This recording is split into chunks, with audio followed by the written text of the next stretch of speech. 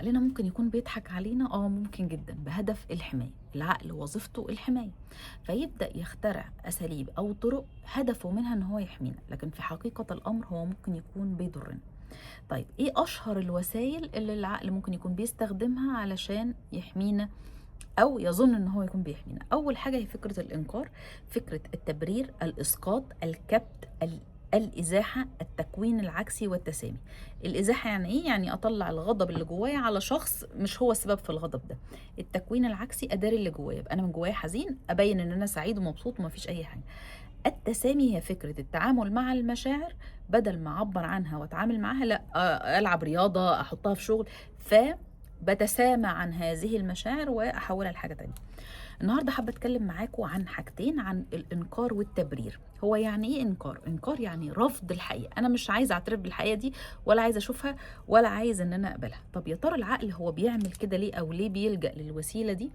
علشان يحمي نفسه من الوجع، الألم، مش عايز يتألم، الخوف، الصدمة، مش عايز يحس الثلاث مشاعر دول. فلا ما حصلش، لا ما شفتش، لا دي ما حصلتش، يحصل وفاة، يحصل خيانة، اقول لا لا لا ما حصلش، اكيد انا شفت غلط، اي حاجة، المهم ما يكونش اللي انا شفته ده صح. طيب امتى الانكار يكون مفيد؟ امتى مشاعر الانكار تكون مشاعر مفيدة؟ لو الغرض منها حماية مؤقتة، رحمة بأنفسنا. ساعات اللحظات اللي بيحصل فيها صدمة كبيرة جدا يبدأ العقل ينكر عشان يبدأ يستوعب.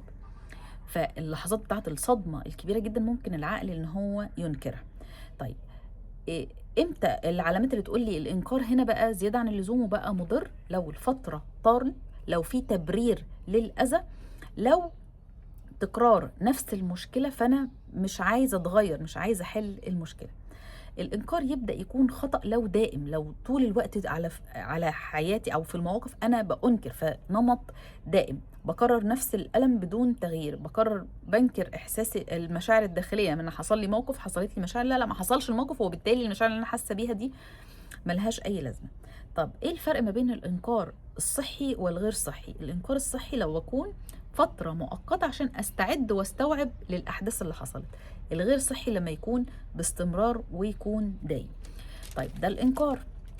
طيب التبرير، يعني إيه تبرير؟ إحنا عرفنا الإنكار أنا بنكر الشيء خالص. يعني إيه تبرير؟ التبرير إن أنا بدي أسباب غير منطقية للأذى اللي بيحصل ده. فالتبرير ليه العقل يبدأ يستعمل التبرير؟ للهروب من المواجهة، هو مش عايز يواجه، فيبدأ يحط أي أعذار غير منطقية أو تبرر لي الأذى اللي ممكن يكون بيحصل لي. فشخص غلط في حقي أو كلمني بطريقة وحشة، أقول أصل معلش، أصل هو متعصب، أصل هو عنده ضغوطات، وأبدأ أبرر الأذى. طيب هل في تبرير يكون صحي؟ التبرير اللي طالع من فهم، أنا بحاول أفهم. بمعنى ايه؟ هو شخص فعلا على صوته او كلمني بطريقه مش كويسه، فانا فاهمه ان هو متعصب، بس ده لا يبرر له الاذى. ده تبرير واعي او تبرير فاهم. انما التبرير التاني انا ببرر الاذى. لما يكون الشخص متعصب اذا من حقه ان هو يأذيني. يبقى الفهم بيكون من وعي وحط حدود، انما التبرير الضار هو بيكون من تنازل عن الحدود دي. امتى اقول التبرير هنا خطر؟ لو كان بيخليني أقبل الأذى، بيخليني أقرر نفس الغلط، بيخليني أشك في نفسي، بيخليني ألغي إحساسي. طيب التبرير الصحي هو الهدف منه إن أنا أفهم اللي حصل ولكن لا أبرر الأذى. إيه الفرق؟ إيه الفرق ما بين الإنكار والتبرير؟ الإنكار مفيش مشكلة أصلا، التبرير في سبب للمشكلة، في داعي، مسموح الأذى، مسموح، لكن الإنكار هو مفيش أذى أصلا. الإنكار في رفض الحقيقة، ده مفيش أذى، أنا متأذيتش. التبرير أنا عارف إن في أذى بس سامح بالأذى ده. الإنكار بهرب من الوجع، من الألم، من الصدمة. التبرير بهرب من المواجهة. الاتنين بيحموني من الألم، بيأخروا لي التغيير، بيخلوني مش عارف أتطور. فالنقطتين الإنكار والتغيير هي مساحة من عدم التطوير لنفسي. الأخطر هو الإنكار، لأن الإنكار أنا مفيش مشكلة أصلا، يعني التبرير فيه مشكلة بس بعالجها بطريقة غلط، لكن الإنكار هو مفيش مشكلة أصلا.